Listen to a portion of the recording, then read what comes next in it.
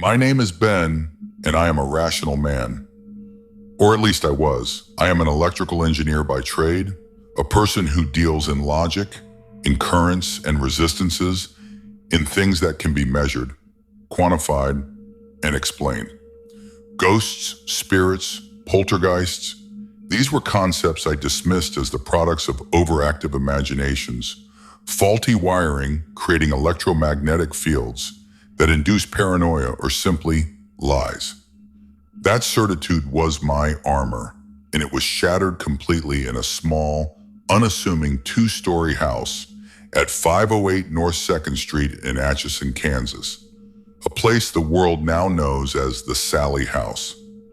My involvement began not out of a desire for paranormal glory, but through my friend, Alex. Alex was a historian, a man obsessed with the tangible past, and he had managed to secure a 2-week research grant to study the house, which was being offered for short-term academic stays despite its notorious reputation. His focus was on the architectural and social history, but he needed someone to document the electrical systems and environmental data. He needed an engineer. He needed me. "It's just a house, Ben," he'd said, clapping me on the shoulder in his usual enthusiastic manner. "The most haunted house in America, according to some. But you and I know it's just stories. We'll be the ones to finally prove it. We'll take measurements, monitor everything. We'll find the draft that sounds like a whisper, the old pipes that groan like a child crying." I agreed, partly for the adventure, partly to prove my own skepticism correct. The legends were compelling, I'll admit. The house was named for a purported entity, a little girl named Sallie, often described as a malevolent spirit in a child's form. The story spoke of physical attacks, of objects moving, of deep guttural growls emanating from empty rooms. The previous owners, the Pickmans, had fled after reportedly experiencing terrifying phenomena, including the husband being physically scratched by an unseen force. It was all sensationalist nonsense, I told myself. The first time I saw the house, a chill disconnected from the cool autumn air traced its way down my spine. It wasn't a monstrous mansion.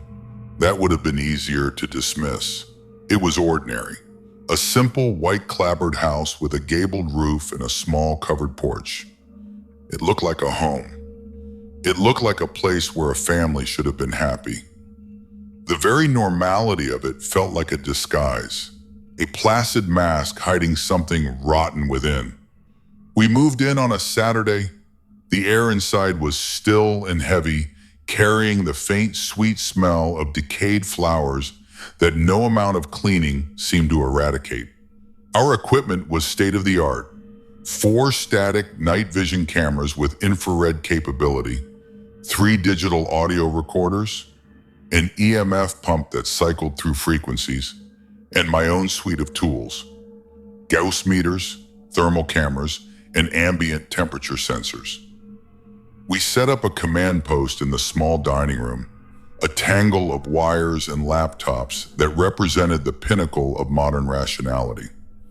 The first 2 days were blissfully, boringly normal. Our readings were flat. The cameras showed empty, still rooms. The audio recorders captured only our own movements and the occasional creak of an old house settling. Alex was disappointed. I was smug. The change began on the 3rd night. It was subtle.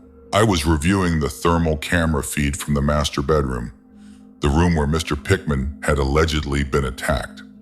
For a fraction of a second, a cold spot, a deep blue splotch in the warm yellows and reds of the room, manifested in the center of the room and then vanished.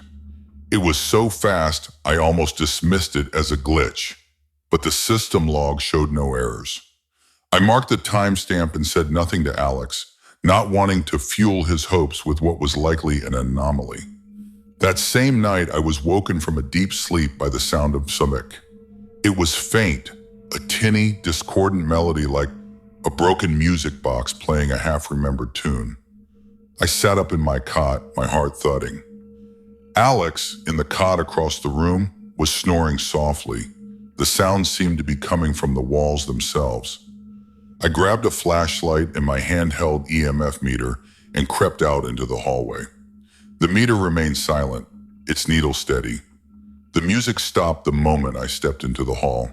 The silence that followed was profound and somehow mocking. The next morning, I discovered the first physical evidence.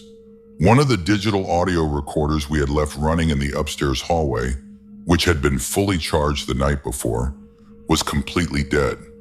Not just out of battery, dead. It wouldn't power on, even when plugged in. The internal circuitry was fried. Alex was thrilled. I was deeply unsettled. A draft couldn't do that. The following evening, the activity escalated. We were in the dining room, eating a silent dinner, when a loud thump came from directly above us, from the small second-floor bedroom known as the nursery. We looked at each other, our forks frozen midway to our mouths. Without a word, we both stood and headed for the stairs, Alex with his camera, me with my EMF meter, and a sense of dread that was becoming a constant companion. The nursery was empty, just as we had left it. The air was colder here, a fact my thermometer confirmed, a drop of 10 degrees from the hallway. And in the center of the floor lay a small porcelain doll. It was one we had seen in a box of old toys in the attic, a box we had sealed with tape. The tape was now torn, and the doll lay on its back, its head turned a full 180 degrees to stare up at us with painted, vacant eyes. "It must have fallen out," Alex said, but his voice lacked conviction. The box was across the room, its lid still mostly on. The doll hadn't fallen, it had been placed. That's when my EMF meter spiked. The needle slammed into the red zone and stayed there, a powerful localized field emanating from the corner of the room where a small, child-sized rocking chair sat. The chair was moving, back and forth, with a slow, rhythmic creak. There was no one in it. A wave of nausea washed over me. This wasn't a draft. This wasn't faulty wiring. This was an intelligent, observable phenomenon that was violating the very laws I had built my life upon. "Sallie?" Alex whispered, raising his camera. "Is that you?" The response was immediate and violent. The rocking chair flew backward, smashing against the wall with enough force to splinter the wood of its runners. At the same time, a searing pain erupted across my forearm. I cried out and dropped the EMF meter, which clattered to the floor, its screen now dark. I looked down. Through the torn fabric of my shirt, 3 parallel scratches, deep and bleeding, ran from my wrist to my elbow. They looked like the marks of a child's fingernails, but raked with impossible strength. The rest of the night was a blur of terror. We retreated to the dining room, barricading the door with the heavy sideboard. We didn't speak.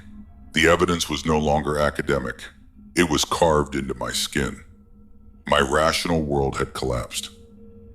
The next day, we should have left. Any sane person would have. But something had shifted in us, especially in Alex. The historian was gone, replaced by a man possessed by a need to know, to communicate. He became reckless.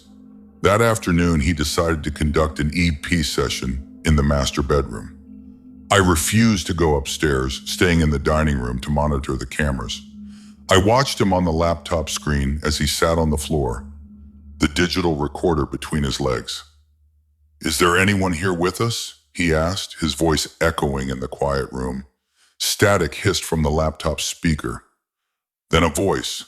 It was small, high-pitched, and utterly devoid of childish innocence. It was a voice of pure malice. Mine. On the screen, I saw Alex flinch. He hadn't heard it. The recorder would pick it up later. But I heard it through the live feed, clear as day. "Who are you?" Alex pressed. The temperature on the thermal camera feed plummeted. The air around Alex turned a deep, angry purple. The voice came again, a guttural snarl that had seemed to tear itself from the very air. "Get out!" The bedroom door, which Alex had left open, slammed shut with such force that the camera shook. Alex scrambled to his feet, his face a mask of panic. He ran to the door and yanked the handle. It was locked. He was trapped. I watched, helpless, as the scene unfolded. The blankets on the bed began to writhe as if something were moving beneath them. A shadow detached itself from the corner of the room, a small hunched shadow that crawled with a spider-like gait across the floor towards him. It wasn't a trick of the light. It had mass. It had presence. My instruments were going haywire, but I didn't need them anymore. I was seeing it with my own eyes. Alex was screaming now, pounding on the door. The shadow reached his feet. He kicked out at it, and his foot passed right through, but he screamed as if he'd been burned. I couldn't watch anymore. I grabbed a fire axe we kept by the front door and took the stairs 2 at a time. I didn't think, I just acted. I slammed the axe into the bedroom door, splintering the wood around the lock until it gave way. I pulled a sobbing, trembling Alex into the hallway. The moment we crossed the threshold, the bedroom fell silent. The shadow was gone. The cold spot vanished. We stumbled down the stairs and out the front door, collapsing onto the lawn in the cold, clean air. We didn't go back in that night. We slept in the rental bar, too terrified to even approach the house. The next morning, we packed our equipment and fled Atchison. But it wasn't over. The horror of the Sallie House wasn't confined to its physical walls. A few days after returning home, I was reviewing the audio recordings. On the one from the nursery, the one that had been active when I was scratched, I found something new. Underneath the sound of the rocking chair and our own voices, there was another layer. A soft, whispering voice, close to the microphone. It wasn't the guttural snarl or the childish malice. This was different. It was a man's voice filled with a bottomless despair. "It's not just the girl," it whispered. "There's something else here. Something much, much older. And it's hungry I sit here now. Weeks later, the scars on my arm still visible. The rational engineer in me is gone, replaced by a man haunted by what he cannot explain. We went to the Sallie House to prove ghosts weren't real. We succeeded in proving the opposite. But in doing so, we uncovered a truth far more terrifying. We weren't just dealing with the ghost of a little girl. We had stirred something ancient, something malevolent that wore the guise of a child. And the most chilling thought of all, the one that keeps me awake at night, is the fear that in our frantic escape, we might not have left it behind in that house. I fear that something, a piece of that darkness, might have followed us home.